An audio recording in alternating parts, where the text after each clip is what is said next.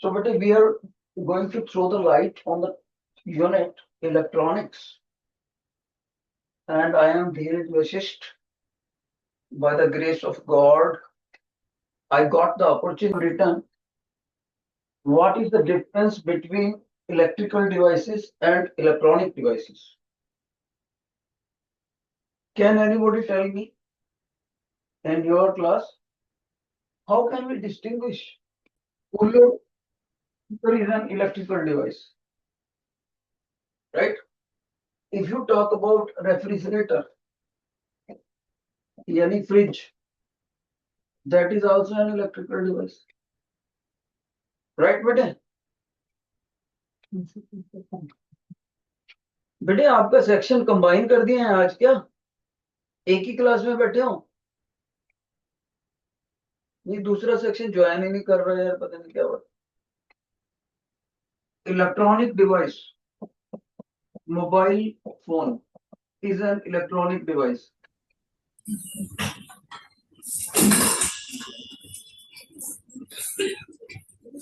Please, one student come on the mic and tell me whether the sections have been merged today or you are separate. Separate.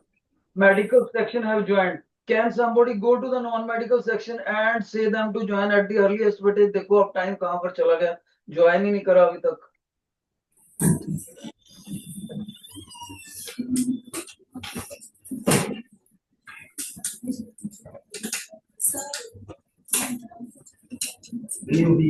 Okay, बेटे, now I should start.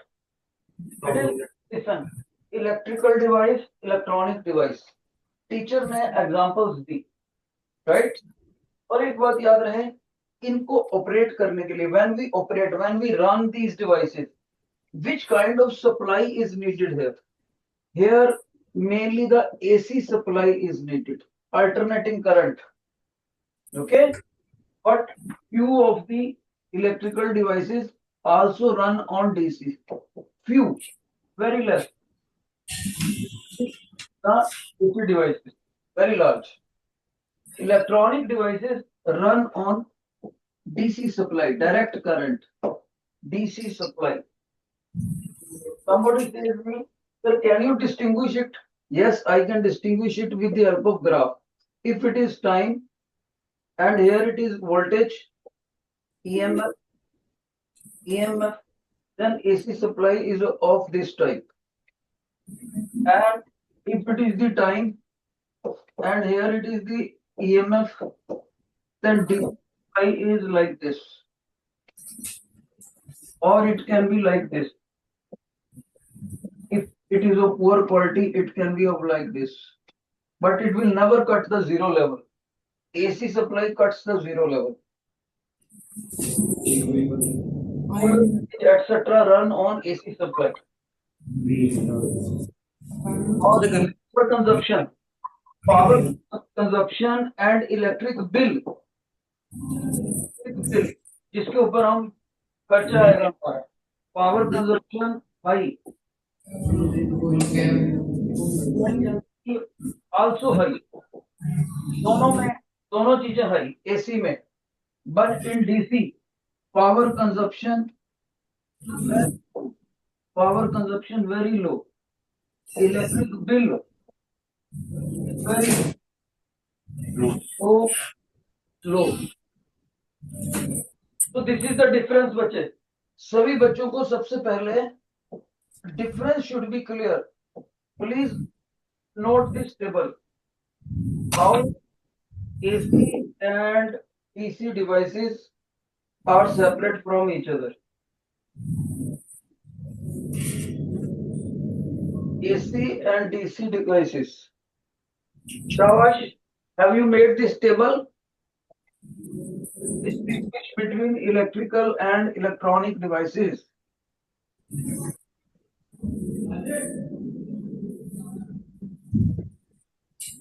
Distinguish between electrical and electronic devices.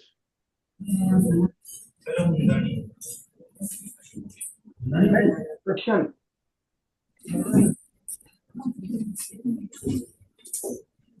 Better next question. Next question is electrical classification. Electrical classification of matter. Of matter. Please write down the heading. Electrical classification of the matter.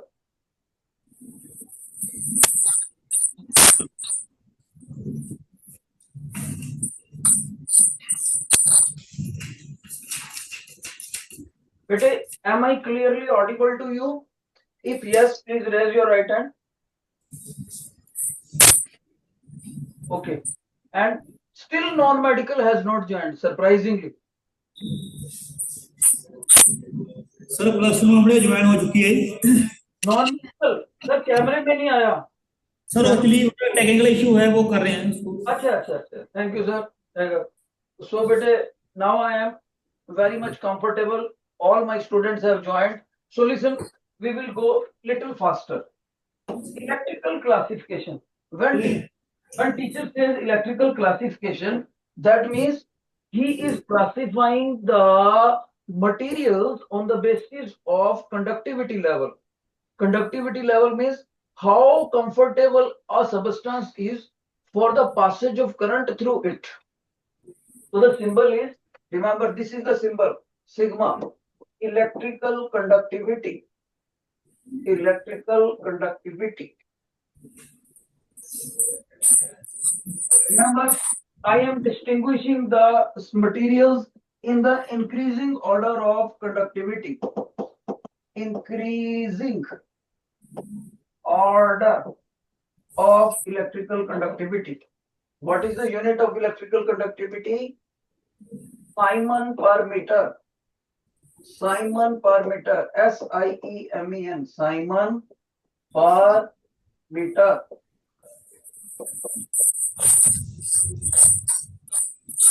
Let me tell you the substances which are with very good conductivity, very, very good. They have this kind of range. This is range of superconductors. Superconductors. Okay, let's proceed further. Now I will make two categories which will be of conductors. What are those? The whole range is of conductors. Conductors of kind 1. Conductors of kind 1. Kind 1 means metals. Metals. Their conductivity ranges from this level to this level. Then conductors of second kind. Conductors of second kind. Which are those? They are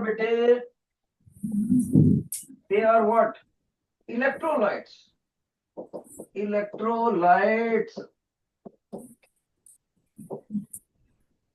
In what is the difference? In metals, the conductivity is because of the flow of electrons. In electrolytes, the conductivity of current is because of positively charged cations and negatively charged anions. Then we have the further range. What is that? From here to here, here to here. Okay, let's make a mid range also. This whole range is of semiconductors. Semiconductors. This range, semiconductors. Semiconductors. Few semiconductors exist in the pure form directly obtained from the nature. Directly obtained, natural कहना चाहिए. They are intrinsic semiconductors. Intrinsic semiconductors. But better conductivity in the other one is extrinsic extrinsic doped semiconductors, extrinsic doped semiconductors, then you get the further category of up to here bete. Thank you, sir. This whole category is of insulators. Insulators, okay, but insulators with higher conductivity, those are here these one, dielectrics. Dielectrics, okay, ये table पता होना चाहिए बेटे सभी को. The next one are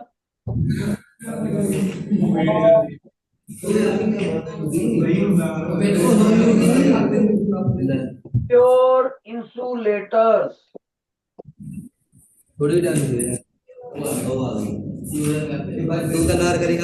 pure insulators में कैसे classify करेंगे बेटे, सारे बच्चों का ध्यान होना चाहिए.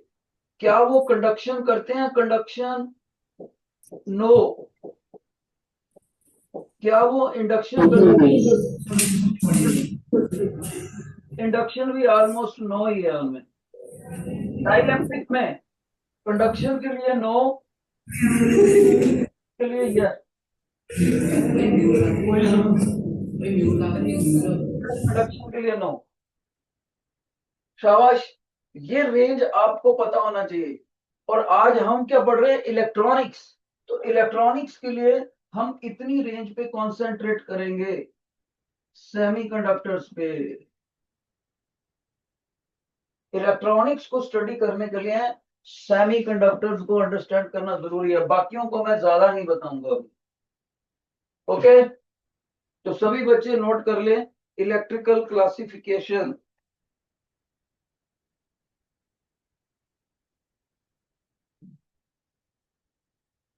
अब हम बात करने लगे हैं, राइट डाउन इलेक्ट्रॉनिक्स. शाबाश सभी बच्चे. इलेक्ट्रॉनिक्स में सेमीकंडक्टर्स,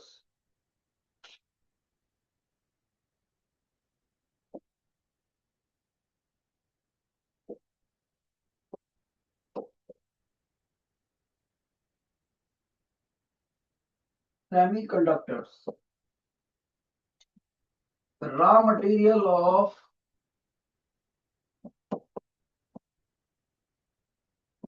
इलेक्ट्रॉनिक्स components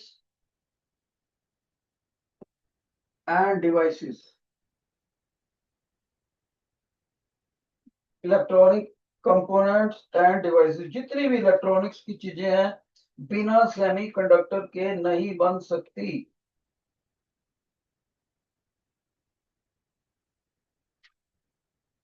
अब अगली बात बेटे, कौन सी?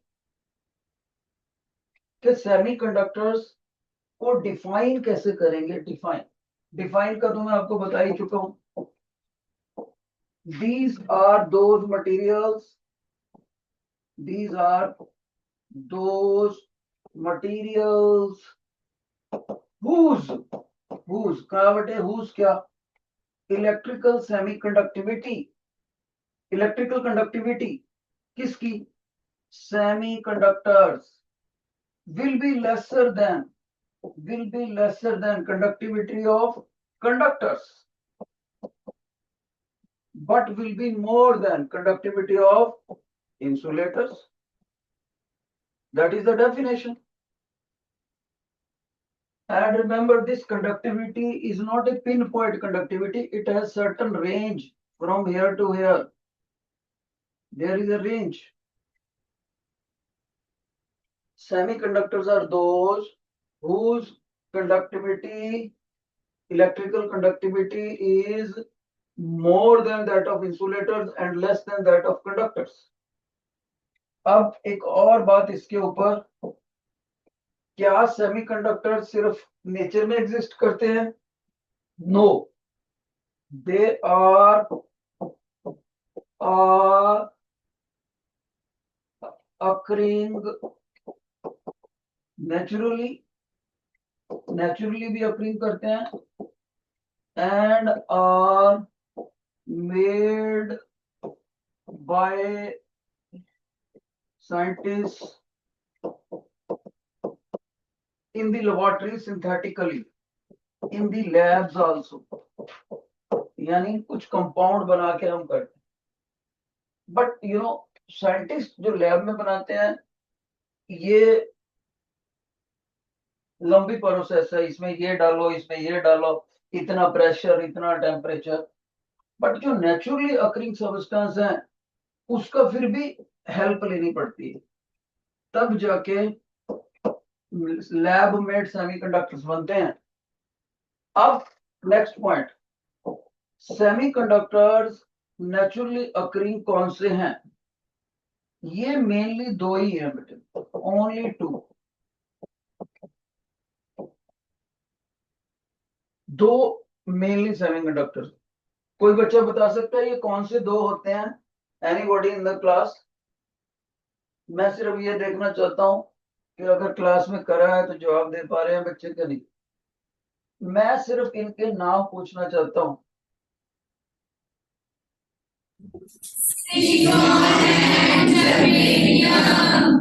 बहुत अच्छे बेटे।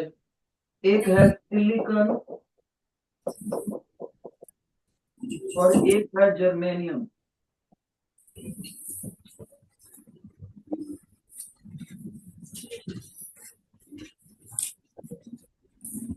अब क्लास में मेरे को वो बच्चा बेस्ट लगेगा जो मेरे को बता देगा यही दो क्यों होते हैं, why only these two in the whole periodic table. यही दो सेमीकंडक्टर क्यों होते हैं पूरे पीरियोडिक टेबल में? 120 से भी ज्यादा हम एलिमेंट्स कवर कर चुके हैं, 128 के आसपास हैं। कौन बच्चा बताएगा why only silicon and germanium are the naturally occurring semiconductor? कोई बता सकता है क्लास में? बेस्ट बच्चा है जो बता दे। देखो रेज योर हैंड जो बता सके। देखो कितने बच्चों के हाथ खड़े हैं, काउंट करो।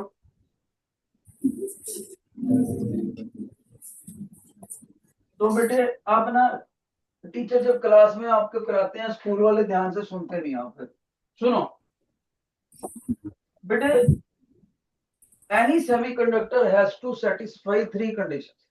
अगर वो तीन कंडीशनें पूरी ना हो, तीनों में से एक भी किल हो जाए तो वो सेमीकंडक्टर नहीं बन सकता। ठीक है, तो आप कहोगे एनी एलिमेंट, लिखो सभी बच्चे लिख लो, ये एग्जाम में आना है। Any element has to satisfy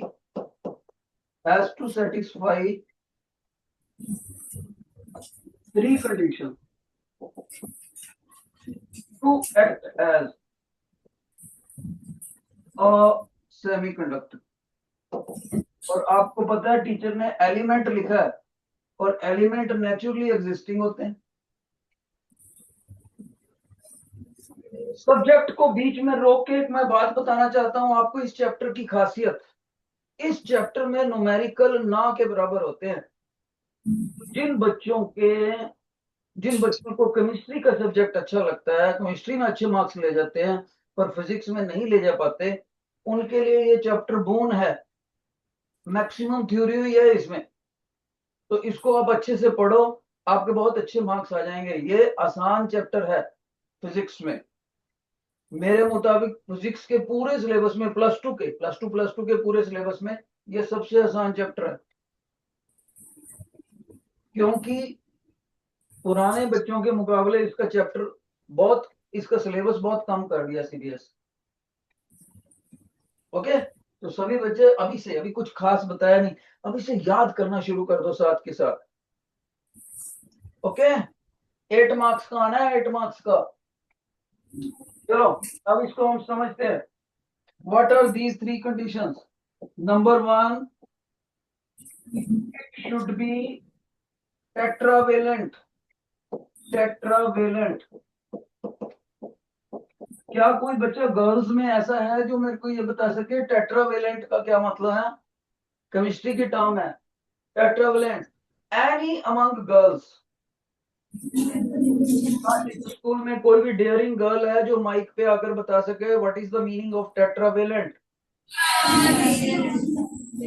मेरे को तो ऐसे चाहिए नहीं बैठ के, एक डेयरिंग बच्चा चाहिए जो माइक पे आके बता सके।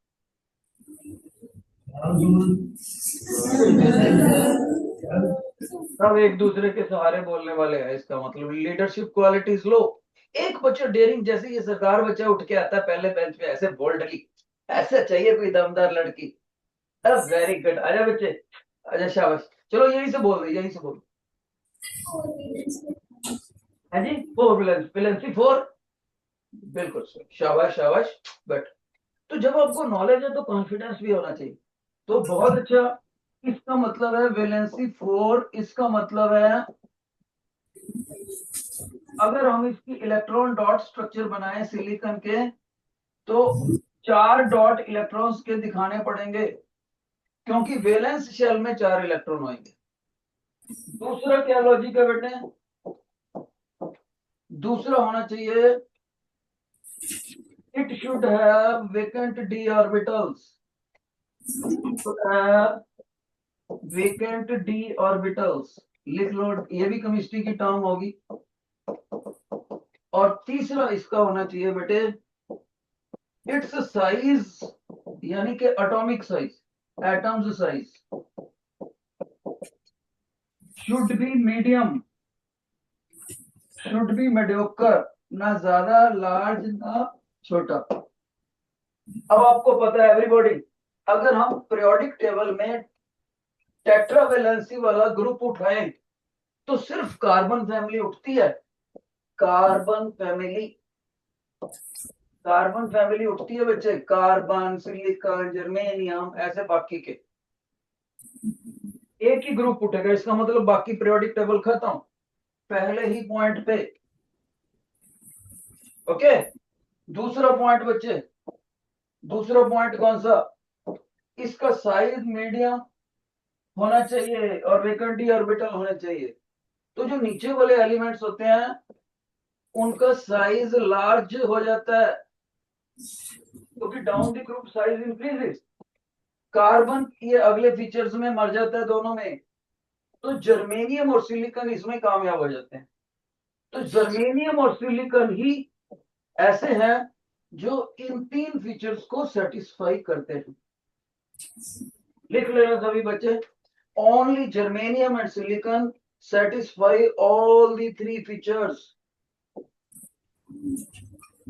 That is why these are the only 2 elements occurring naturally to act as semiconductors. Okay, चलो आगे बढ़ते हैं। सिलिकॉन बेटे, can anybody tell me what is its atomic number? Atomic number, शाबाश। आपको ऐसे याद होना चाहिए पानी की तरह, पहले 30 hydrogen, helium, lithium, beryllium, boron, carbon, nitrogen, oxygen, fluorine, neon, sodium, magnesium, aluminium, silicon, phosphorus, sulphur, chlorine, argon, ऐसे सांस में आने चाहिए पहले 30। अगर साइंस स्टूडेंट बनना है तो देखते हैं hydrogen, helium, lithium, beryllium, boron, carbon, nitrogen, oxygen, fluorine, neon, sodium, magnesium, silicon. Catch कर गए? फिर से देना, hydrogen, helium, lithium, beryllium, boron, carbon, nitrogen, oxygen, fluorine, neon, sodium, magnesium, aluminium, silicon. Aluminium छूट गया था, सिलिकॉन 14 आ गया बेटे। अब इलेक्ट्रॉन भरने हैं, कौन सा फार्मूला होता है? 2n2, फर्स्ट ऑर्बिट n को 1 पुट करेंगे तो इलेक्ट्रॉन्स कितने भरेंगे बेटे? 2, 1 का स्क्वायर 2 भरेंगे। Got it? नेक्स्ट सेकंड में देखते हैं, सेकंड में ये फर्स्ट ऑर्बिट में इलेक्ट्रॉन्स सेकंड में भरेंगे तो n की वैल्यू 2 पुट करेंगे, n की वैल्यू 2, 2 का स्क्वायर 8 हो गए। ये पता है ना आपको बेटे, ये फार्मूला केमिस्ट्री का, नहीं पता तो लिख लो। Electrons in an orbit, nucleus की तरफ से काउंट करना होता है, न्यूक्लियस से जस्ट बाहर वाला फर्स्ट ऑर्बिट, उससे नेक्स्ट सेकंड, उससे नेक्स्ट थर्ड। अब इसी तरह से तीसरे के भी निकाल सकते हैं, एन की 3 पुट करके, लेकिन वो आंसर तो बड़ा आएगा, 3 पुट करते 3 का स्क्वायर 9, 9 का डबल 18, लेकिन हमारे पास तो 18 इलेक्ट्रॉन बचे ही नहीं, टोटल तो 14 है, क्योंकि इतने ही नंबर ऑफ प्रोटॉन होते हैं और इतने ही नंबर ऑफ इलेक्ट्रॉन होते हैं जितना एटॉमिक नंबर हो। तो 10 तो यूज हो गए, तो बचे कितने, 4।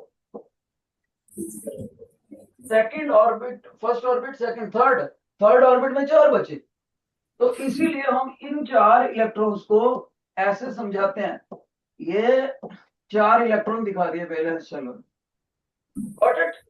इस स्ट्रक्चर को क्या बोलते हैं, इलेक्ट्रॉन डॉट स्ट्रक्चर।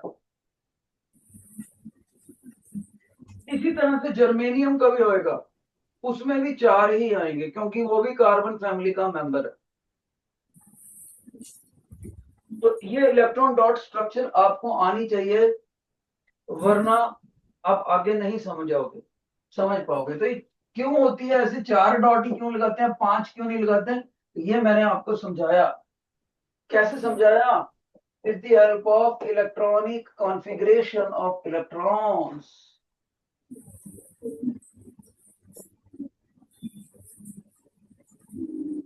ओके, चलो अब आगे बढ़ते हैं। मान लीजिए, योर अटेंशन, मान लीजिए एक सिलिकॉन ये बैठा है, तो एक सिलिकॉन ये बैठा है, ऐसे चाहे आप जर्मेनियम से दिखा दो, another silicon sitting, another silicon sitting, another silicon sitting. So why I am showing so many silicon atoms with the help of electron dot structure? क्योंकि सभी बच्चों को अच्छे से पता है क्या कि तभी कोई एटम स्टेबल होता है जब उसकी आउटर मोस्ट शेल में 8 इलेक्ट्रॉन हो जाए, 8। तो ये स्टेबल कैसे होएगा, इसके पास 4 हैं, ये इस सिलिकॉन से समझौता करेगा कि तुम अपना इलेक्ट्रॉन मेरे को दे दो, मैं आपको अपना दे देता हूं। यानी इस इलेक्ट्रॉन पेयर को हम म्यूचुअली कंसिडर कर लेते हैं दोनों, तुम मेरे वाले को अपना मान लो और ये कहता है मैं तेरे वाले को अपना मान लेता हूं, कहते मंजूर है। और एक थोड़ी सी गलती होगी, ये लाइन यहां आनी चाहिए, तुम मेरे वाले को अपना मान लो, मैं तुम्हारे वाले को अपना मान लेता। तो कह रहा ठीक है, तो सेंटर वाले के पास कितने हो गए बेटे, 5 हो गए, 1 2 3 4 5, 8 चाहिए इसको। इसी तरह का कंप्रोमाइज वो ऊपर वाले के साथ करता है। जब 2 इलेक्ट्रॉन कॉमन हो जाए तो ये बन जाता है यहाँ पर single covalent bond. 1 covalent bond requires a 1 pair of electrons, ये हो गया पेयर ऑफ इलेक्ट्रॉन। इसी तरह से कंप्रोमाइज ऊपर वाले से करेगा, नीचे वाला कहेगा यार मेरे से भी ऐसे कर ले, कहता ठीक है ये लो, इसको कॉमन मान लेते हैं, और कहता है ठीक है भाई कॉमन मान लेते हैं। ये कहता है इसको मेरे साथ भी कर लो यार, चलो ठीक है, कह रहा मेरे साथ भी कर ले, ठीक है। तो जो सेंटर वाला है उसका ओवरऑल लूप ये बन गया, ग्रीन कलर में दिखा रहा हूं, जो सेंटर वाला सिलिकॉन है उसका ओवरऑल लूप ये बन गया। Just count the electrons in it, 1 2 3 4 5 6 7 8। तो सेंट्रल सिलिकॉन कहता है, central silicon atom is satisfied, क्योंकि उसका ऑक्टेट कंप्लीट हो गया, ऑक्टेट 8 इलेक्ट्रॉन चाहिए। लेकिन ये तो मैंने थोड़ा सा सेक्शन दिया है, पर सिलिकॉन के एटम इधर भी हैं, इधर भी हैं, इधर भी हैं, इधर भी हैं, तो बाकी सिलिकॉन के एटम भी ऐसे ही बिहेव करते हैं। इस तरह से प्योर सेमीकंडक्टर सिलिकॉन की चिप पड़ी होती है, उसका टीचर ने इंटरनल स्ट्रक्चर दिखाया। यानी कि अगर मैं इसको इधर भी एक्सटेंड कर दूं, इधर भी एक्सटेंड कर दूं, उधर भी कर दूं एक्सटेंड, इधर भी, ओवरऑल इसको मैं व्हाइट बॉक्स में बंद कर रहा हूं, तो ये जो व्हाइट बॉक्स है इसको मैं क्या बोलूंगा, लंबा चौड़ा, इसको बोलूंगा सिलिकॉन चिप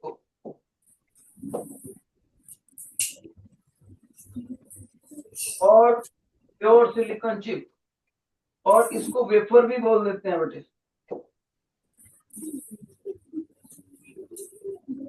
ठीक है। इसी तरह से अगर मैं सारे SI हटा के GE लिख दूं जर्मेनियम, तो उसका चिप भी ऐसे बन जाता है।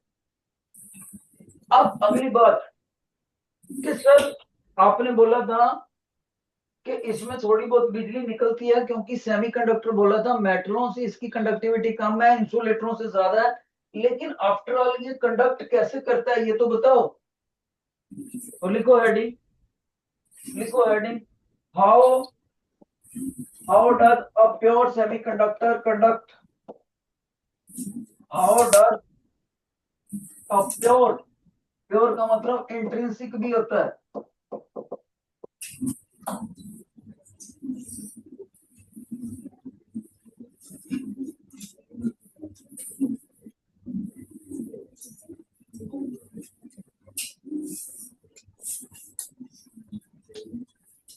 तो बच्चे बताना चाहूंगा, कंडक्टिविटी के लिए सिर्फ बैटरी लगाना ही जरूरी नहीं होता। कंडक्टिविटी के लिए जिस चीज में से बिजली गुजरे उसमें चार्ज कैरियर भी होने चाहिए, तो वो चार्ज कैरियर भी फ्री फ्री टू मूव होने चाहिए, फ्री टू मूव। अब वो चार्ज कैरियर कैसे होंगे, एक वर्ड याद रखना है सभी बच्चों ने, इसको बार बार लिखना पड़ता है, नेम इज थर्मल एजिटेशन, लिख लेना चाहिए, थर्मल एजिटेशन।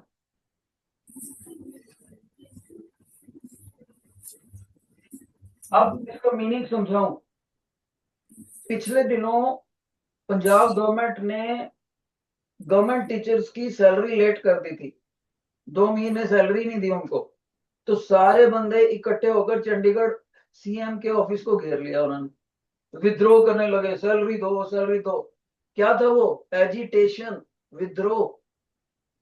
लेकिन हम अपने साइंस में थर्मल एजिटेशन का क्या मतलब समझेंगे, थर्मल एजिटेशन का मतलब है कि सिलिकॉन की प्योर चिप ने थोड़ी सी बाहर से हीट एब्जॉर्ब करी, और जो इलेक्ट्रॉन कोवेलेंट बॉन्ड बनाकर बैठे हुए थे बॉन्डेड रीजन में, वो जंप मार के बॉन्ड से बाहर आ गए।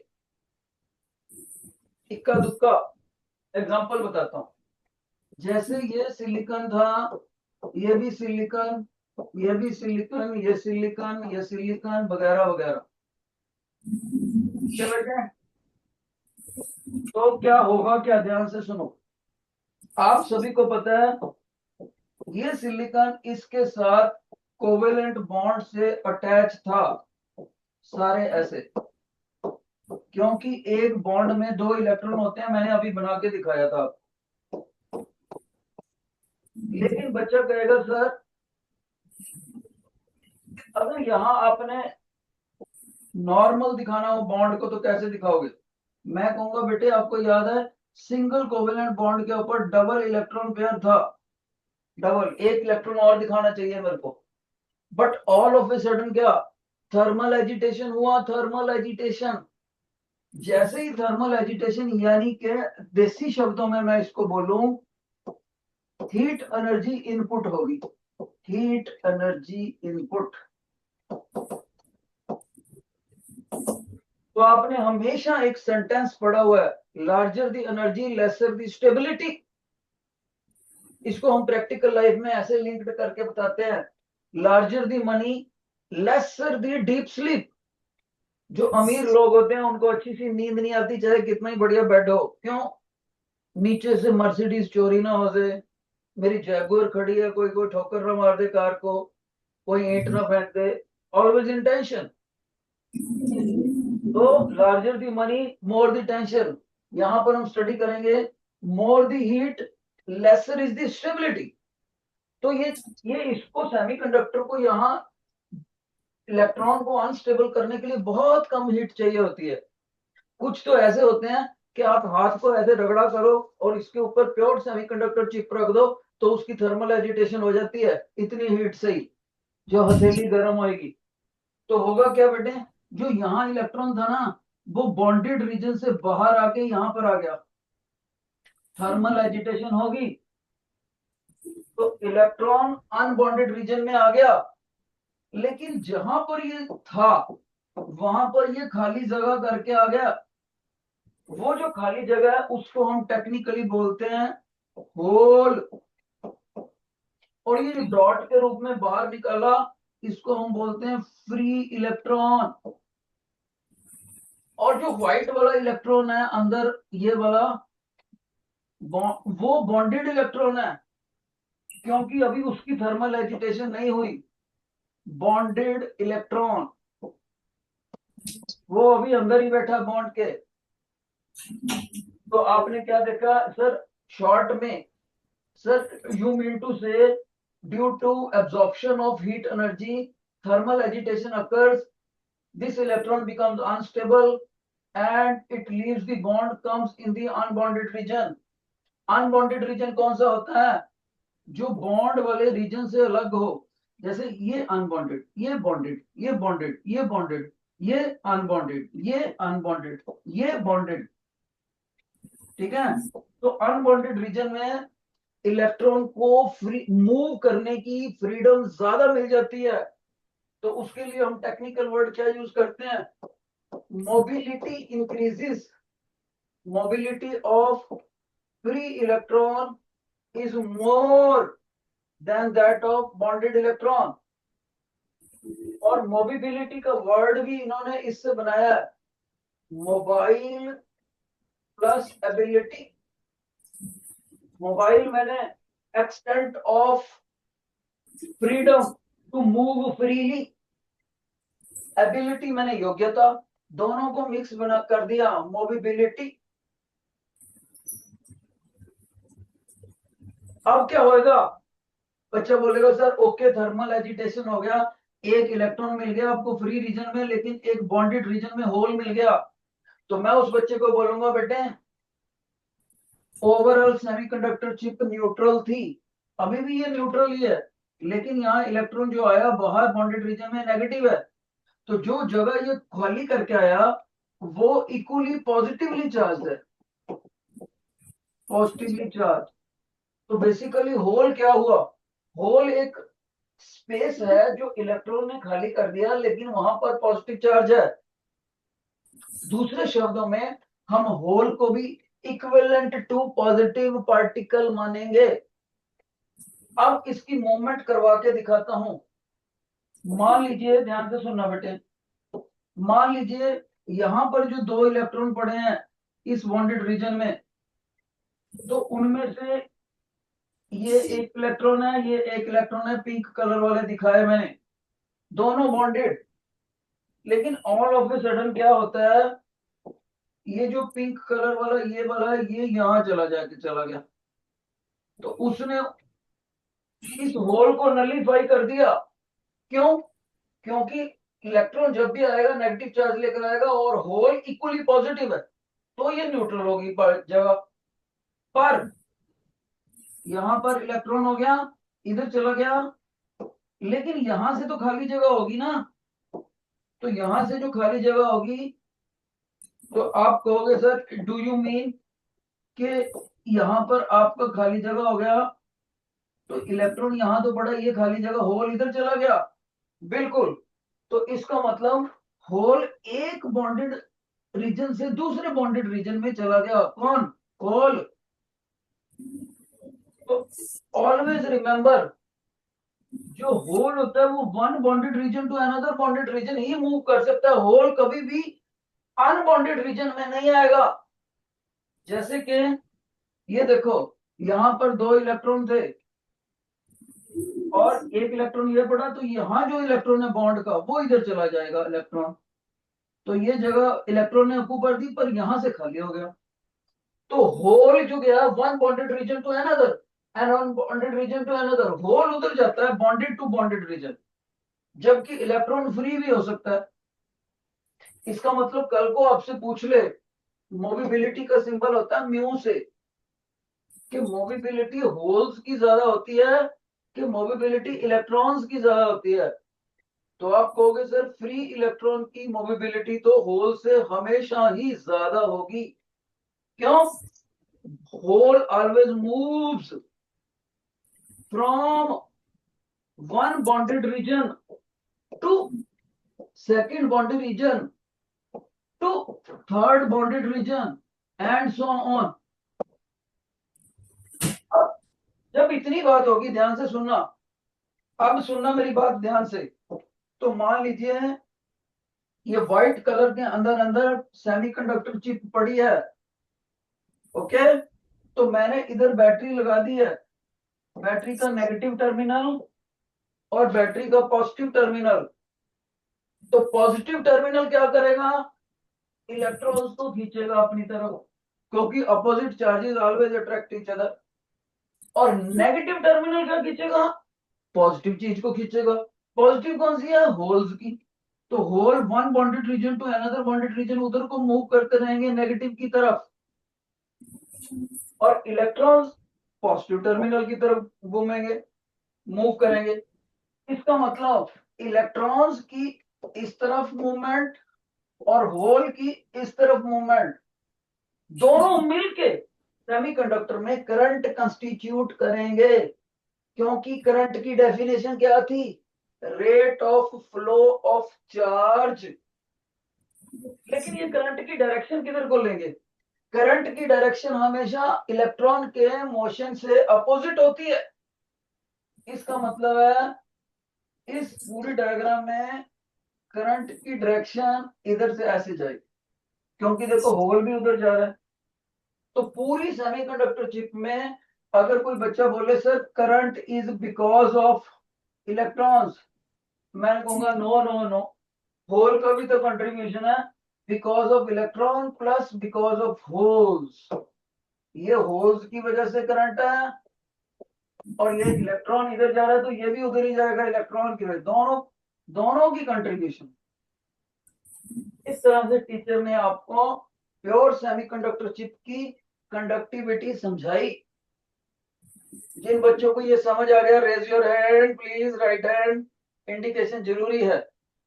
बहुत अच्छे, बहुत अच्छे। अब हमने बेटे अगला क्वेश्चन है कि सेमीकंडक्टर्स को क्लासिफाई कैसे कर सकते हैं। लिखो सभी बच्चे, सेमीकंडक्टर क्लासिफिकेशन। तो सुनो बेटे, पहली क्लासिफिकेशन तो है इसकी लैब मेड, दूसरी है नेचुरल। अब नेचुरल में हमने दो ही पढ़े हैं, सिलिकॉन या जर्मेनियम। अब जो नेचुरल है इसकी दो कैटेगरीज, इसकी दो कैटेगरीज बेटे कौन सी? एक तो ऐसी जो 100% प्योर है, यानी अगर इतनी बड़ी चिप ले लूं तो सारे के सारे एटम सिलिकॉन के ही मिलेंगे और कोई नहीं मिलेंगे, तो आप कहोगे 100% प्योर। इसका प्रॉपर नाम होता है इंट्रिंसिक, इंट्रिंसिक, ओके। तो पहला बोलेगा सर जो 100% प्योर बोला आपने, कौन कौन से हो सकते हैं? या तो सिलिकॉन का या फिर जर्मेनियम का, लेकिन मिक्स नहीं कर सकते, इनको भी आपस में मिक्स नहीं कर सकते, या सारा ही सिलिकॉन या सारा ही जर्मेनियम। दूसरा कौन से होते हैं? दूसरे होते हैं एक्सट्रिंसिक सेमीकंडक्टर्स। पहले कौन से थे? Intrinsic semiconductors. अब बच्चा बोलेगा सर एक्सट्रिंसिक का मतलब इम्प्योर। एक्सट्रिंसिक का मतलब, अगर आपने इधर प्योर लिखा है 100%, तो इंट्रिंसिक का मतलब इम्प्योर। तो यहां पर दोनों आंसर बोलूंगा, यस नो। सर ये क्या बात हुई, यस भी कह रहे हो नो भी कह रहे हो? यस इसलिए कि यस के ये 100% प्योर नहीं होते, तो सर इम्प्योर होते हैं ना। पर वो इम्प्योरिटी हमने जानबूझकर डाली होती है, खुद से डाली होती है, ना कि कुदरत डालती है। और बहुत थोड़ी सी डालते हैं। जब बहुत थोड़ी सी डालते हैं, वो भी कैलकुलेटेड अमाउंट में। सर कितनी का डालते हैं, मैं रेशो बताता हूं आपको। अगर प्योर सिलिकॉन के एलिमेंट्स 10⁻⁶ होंगे, प्योर सिलिकॉन के एटम्स 1 मिलियन हो गया, 10⁶, 10 लाख। तो उसके अगेंस्ट जो इम्प्यूरिटी हम डालेंगे जानबूझकर, उसका एक एटम डालेंगे, ओनली 1। ये एस्टिमेटेड रेशियो है। तो जो इम्प्यूरिटी हमने जानबूझ के डाली होती है ना, उसको बोलते हैं डोपिंग। जानबूझ के डाली हुई इम्प्यूरिटी पर्टिकुलर रेशो में, पर्टिकुलर टेक्निकल मेथड से। और उसका रीजन क्या है, क्यों डालते हैं? ताकि जो सेमीकंडक्टर की जो रेंज थी ना कंडक्टिविटी की, इलेक्ट्रिकल कंडक्टिविटी की, वो यहां से निकल के प्योर वाले यहां आ जाए। रहेगी सेमीकंडक्टर रेंज में ही, लेकिन लोअर रेंज से निकल के हायर रेंज में इनकी कंडक्टिविटी थोड़ी सी बेटर हो जाती है इंट्रिंसिक के मुकाबले।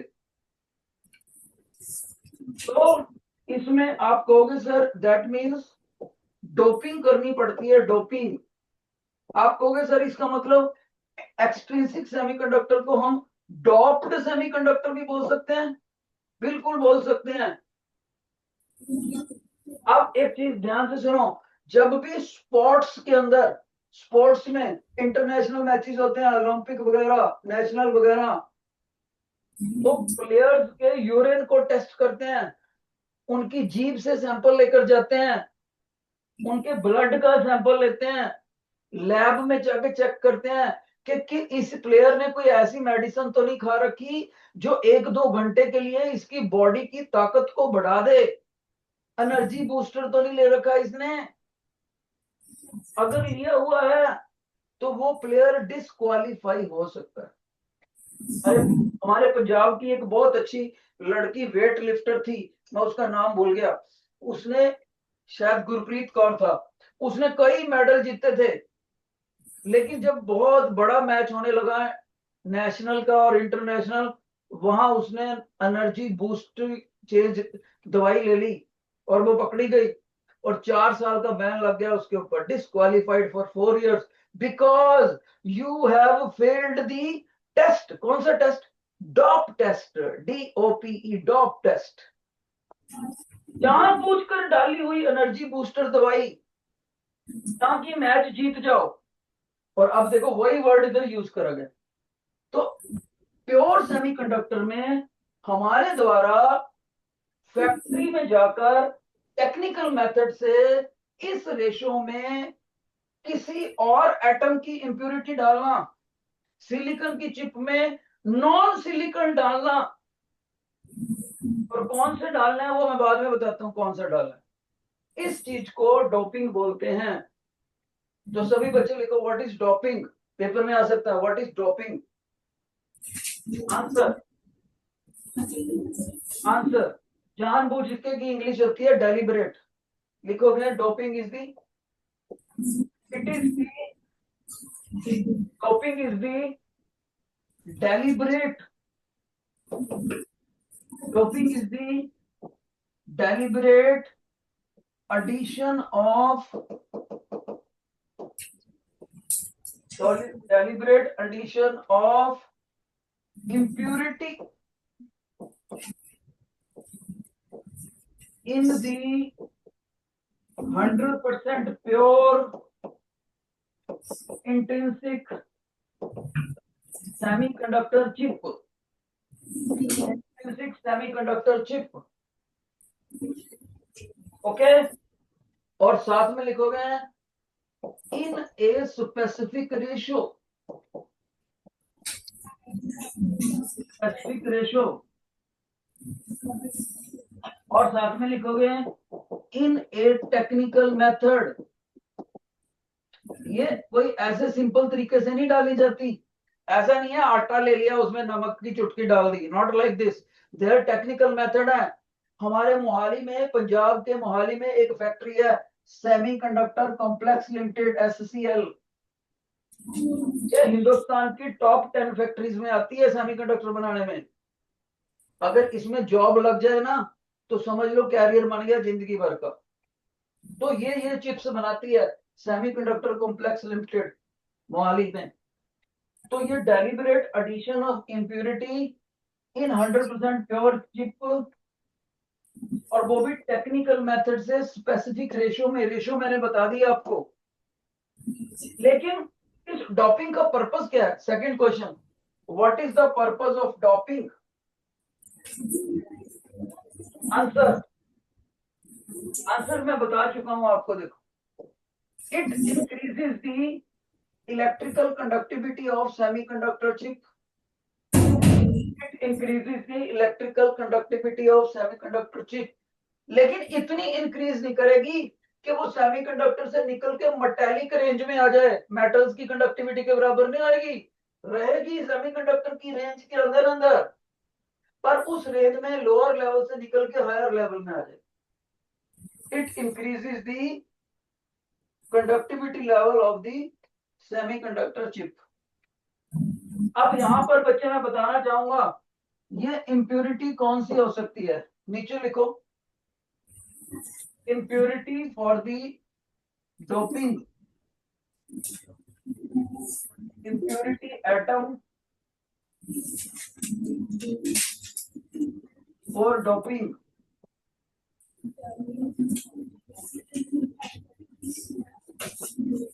कोई बच्चा है क्लास में जो बता सके कि impurity कौन सी होती है? एनीबॉडी क्लास में? Anyone among boys? बॉयज में से कोई भी एक बच्चा डेयरिंग माइक पर आए भाई, तुम्हें छोड़कर, ना ना ये तुम्हें छोड़कर बेटे, तुमने नहीं आना।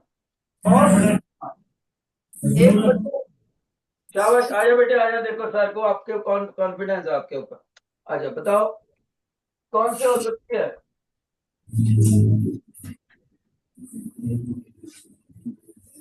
ਇੰਪਿਉਰਿਟੀ ਜਿਵੇਂ ਕਿ ਸਿਲੀਕਨ ਦੇ ਵਿੱਚ ਆਪਾਂ ਫਾਸਫੋਰਸ ਐਡ ਕਰਦੇ ਹਾਂ, ਟੈਟਰਾਵੈਲੈਂਟ ਹੋ ਸਕਦੇ ਜਾਂ ਟ੍ਰਾਈਵੈਲੈਂਟ। बहुत अच्छा, क्लैपिंग। तो ये जो